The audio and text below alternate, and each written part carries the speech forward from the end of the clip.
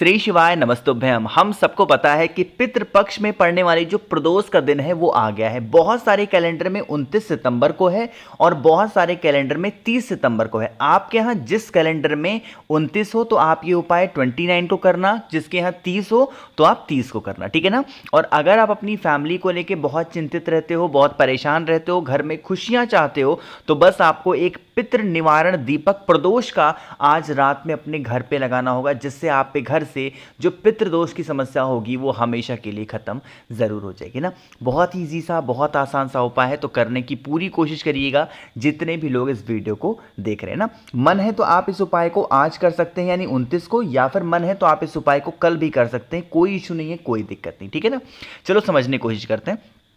Screen पे आप सभी को दीपक दिख रहा है। मैं बार बार आपसे कहता हूं, हर वीडियो में कहता हूं लगभग कि आपको जरूरी नहीं है कि नया दीपक इस तरीके से लेना है। आपके घर में पुराना दीपक हो जो आपने पितरों के लिए जला रखा है पहले, उसी में आप इस उपाय को कर सकते, ठीक है ना।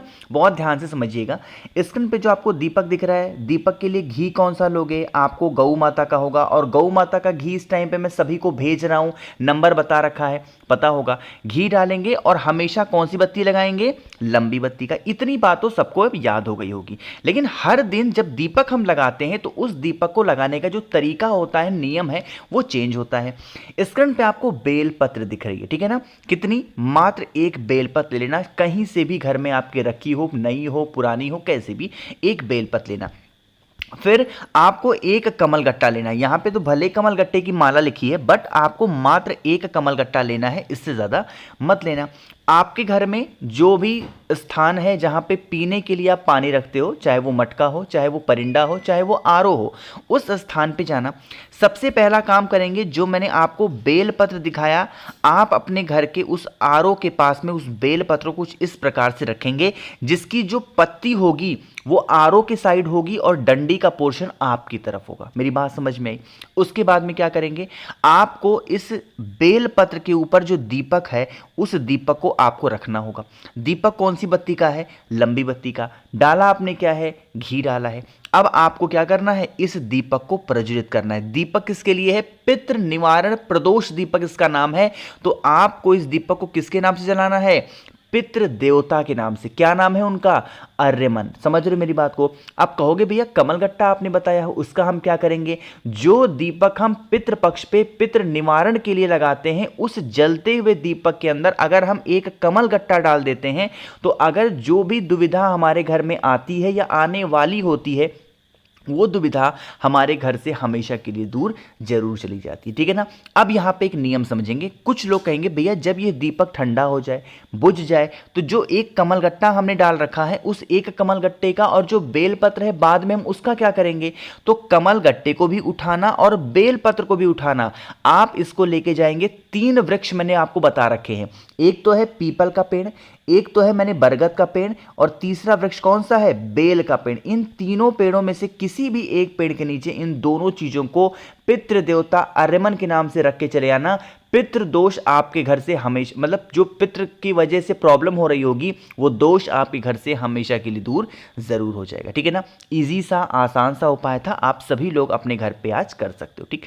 चलो आगे बढ़ते हैं इस वीडियो के हम लोग अपने दूसरे उपाय की तरफ। और जैसे ही आपको हरा मूंग दिखता है, आपके माइंड में एक ही सवाल होगा, भैया क्या ये उपाय इच्छा पूर्ति के लिए है। तो इसका जवाब है हाँ, है ना।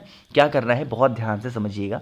आपको यहाँ पे हरा मूंग दिख रहा है, यहाँ पे गिनती करनी होगी। कितने, 31, 31 हरे मूंग हमें लेना हो। देखो जब भी कोई उपाय पितृपक्ष का करो, अगर आपको कुछ समझ में ना आए ना, तो कोई भी चीज 31 उठा लिया करो, 31, ठीक है ना। तो हमें 31 क्या लेने हैं, मूंग के दाने। उसके बाद में एक छोटी सी कटोरी लेना। इस कटोरी के अंदर ना तो आपको जल डालना है, ना तो आपको गंगा जल डालना है। नॉर्मल सी कटोरी लेके, और जो आपके पास में 31 मूंग के दाने हैं उसको रख लेना। और उसके बाद में आप इस कटोरी को उठाना और लेके चले जाना कहाँ पे, जिस स्थान पे आपने अपने घर में आरओ लगा रखा है, उस स्थान पे जाना और आप उस कटोरी को ऐसे रख देना, ठीक है ना।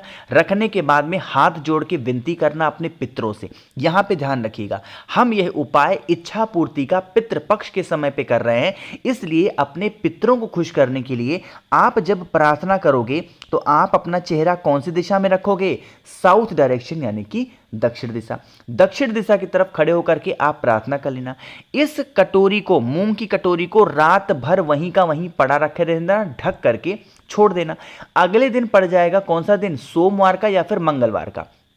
अगले दिन सुबह उठना और फिर आप इस कटोरी को उठाना, आपके घर में या फिर मंदिर जाना चाहो तो वहां पे भी जा सकते हो, सुबह 10 बजे से पहले, इससे ज़्यादा लेट ना हो पाए, सुबह 10 बजे से पहले पूरा का पूरा जो आपके पास में मूंग के दाने हैं, अपनी मनोकामना कह के, पितरों का स्मरण करके, महादेव का जो नाम आपको प्रिय लगता हो, अच्छा लगता हो, कोई सा भी एक नाम बोल के समर्पित कर देने से हमारी बरसों पुरानी जो मनोकामना होती है, जो विशेष होती हैं, वो बहुत जल्दी पूरी होती हैं। ठीक है ना, करके देखेंगे। तो 2 उपाय की बात हमने यहाँ पे कर ली है। आगे बढ़ते हैं अब इस वीडियो के हम लोग अपने तीसरे उपाय की तरफ, और ये तीसरा उपाय भी आपको घी के साथ में करना है। कैसे करना है, क्या इसके फायदे हैं, मैं आपको तब बताऊंगा जब आप सभी लोग करेंगे वीडियो को लाइक। मेरे जितने भी भाई बहन आवाज़ मेरी पहली बार सुन रहे हैं, चैनल को ज़रूर सब्सक्राइब करेंगे। ठीक है ना, समझने की कोशिश करते हैं। यह उपाय स्पेशली किसके लिए है? अगर आप के घर में लड़ाई झगड़े क्या होते हैं, बहुत ज़्यादा होते हैं, मतलब कि हर छोटी बातों को लेकर घर में क्रोध होता है, लड़ाइयाँ होती हैं, तो आप सभी को इस उपाय को करना है। यहाँ पे हमें लेना होगा गौ माता का घी। अब कुछ लोग कहते हैं भैया घी हमें नहीं मिलती गौ माता का, या फिर हमें भरोसा नहीं होता कि जो घी हमारे पास है मार्केट से हम लेके आए हैं, क्या वो घी गौ माता का ही है? तो मैं आपको एक नंबर दे रहा हूँ और ये मेरा नंबर है 9005643345। आप मुझे इस पर मैसेज कर देना, मैं आपके घर तक घी को डिलीवर करूंगा। अभी तक मैंने 100 से ऊपर लोगों को घी पहुंचा दिया है। अगर आपको चाहिए मैसेज करना। ठीक, अब बात करते हैं उपाय की। क्या करना है, ज़्यादा नहीं, बस 1 चम्मच के आसपास क्या करेंगे, आपको घी को लेना है। घी लेने के साथ में फिर से वही काम करेंगे, आपको काली मिर्च लेना होगा और आपको 5 काली मिर्च को लेकर के इसको पीस करके इसका पाउडर बनाना। ठीक है ना, ऐसे खड़ा मत रखना, इसका पाउडर बनाना। और फिर तांबे का लोटा लीजिएगा और उस 1 मिनट, और उस तांबे के लोटे में आपको जल भरना है। उपाय कर रहे हैं हम पितृपक्ष में, तो आपको इसी जल के अंदर डाल देना है जो 5 काले मिर्च आपने पीस रखी है। ठीक है ना, उसको उठाना। जो आपके पास में घी है, घी दिखाया ना मैंने आपको, वही घी को शिवलिंग के पास पहुंचेंगे, चाहे अपने घर पे या फिर मंदिर में, कहीं पे भी 5 स्थान होते हैं पूजन करने के लिए शिवलिंग पे। कौन कौन सा? भगवान गणेश का स्थान, फिर भगवान कार्तिकेय का स्थान, फिर माता अशोक सुंदरी, फिर माता का हस्त कमल, और लास्ट में बिंदी, 5वीं बिंदी उसी घी की भोले शंकर के शिवलिंग के ऊपर, है ना। 5 बिंदी लगा दिया। अब आपके पास में जो जल है ना, उस जल को आपको 5 बार 5 जगहों पे समर्पित भी करना है। सबसे पहले भगवान गणेश के स्थान पे, फिर भगवान कार्तिकेय के स्थान पे, फिर माता अशोक सुंदरी के स्थान पे, फिर माता के हस्त कमल जिसे प्यार से कटी भाग बोलते हैं वहां पे, और लास्ट में जितना भी बचा हुआ जल है वो महादेव के शिवलिंग के ऊपर। जो भी व्यक्ति घर में क्रोध करता, गुस्सा करता, उस व्यक्ति का नाम और गोत्र बोल के समर्पित कर देना। आपके घर में कभी लड़ाइयाँ नहीं होंगी, कभी झगड़े नहीं हो सकते। ठीक है ना, करके देखिएगा, भूलिएगा नहीं। तो यहाँ पे हम लोगों ने 3 उपाय की बात कर ली है। आगे बढ़ते हैं अब इस वीडियो के हम लोग सबसे आखिरी और बहुत छोटे से उपाय की, जो कि हमारा चौथा उपाय ना, समझने की कोशिश करना। स्क्रीन पे आप सभी को दिख रहा होगा चावल के दाने। पहले बात करते हैं इस उपाय के फायदे क्या है। जैसे मान लीजिए कि आपके घर में कोई लोग बीमार बहुत ज़्यादा है, या फिर आप इस उपाय को इच्छा पूर्ति के लिए भी कर सकते हो और बीमारी दोनों के लिए। इसके लिए हमें 108 चावल के दाने लेने हैं।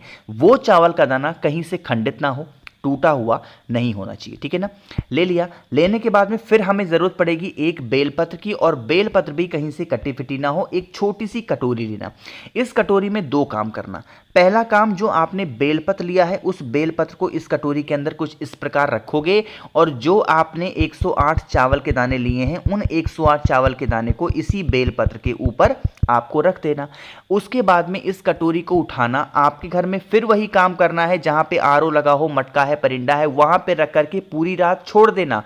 और फिर अगले दिन अपने पितरों से स्मरण करते हुए, जो आपके घर की प्रॉब्लम है, बीमारी हो, इच्छा हो, जो कुछ भी है, उसको कह के फिर आप इस कटोरी को उठाना, महादेव के शिवलिंग के पास आना और फेस रखना उत्तर दिशा, और जो जो चीज़ें उस कटोरी में आपके हैं पहले आपको बेलपत्र चढ़ानी होगी और बेलपत्र के ऊपर अपनी मनोकामना कह के कुंदकेश्वर महादेव के नाम से अगर वह चावल का दाना आप समर्पित कर देते हैं इस पितृपक्ष के दौरान, यकीन मान लीजिए आपकी बरसों पुरानी जो भी इच्छा होगी वो तो पूरी होगी, और जिस व्यक्ति का नाम और गोत्र आपने लिया है बीमारी को ठीक करने के लिए वो इंसान भी बहुत जल्दी स्वस्थ जरूर हो जाएगा। तो मैंने कोशिश की आप सभी को अच्छा समझाने की। वीडियो पसंद आई हो तो लाइक करिएगा, कुछ पूछना है नहीं समझ में आया नीचे कमेंट सेक्शन में पूछें, बाकी नंबर मैंने आपको दे दिया, आप मुझे मैसेज कर सकते हैं जो कुछ भी आपको चाहिए होगा। और हाँ, चैनल को तो ज़रूर सब्सक्राइब करना है जिसने अभी तक नहीं किया। श्री शिवाय नमस्तुभ्यम।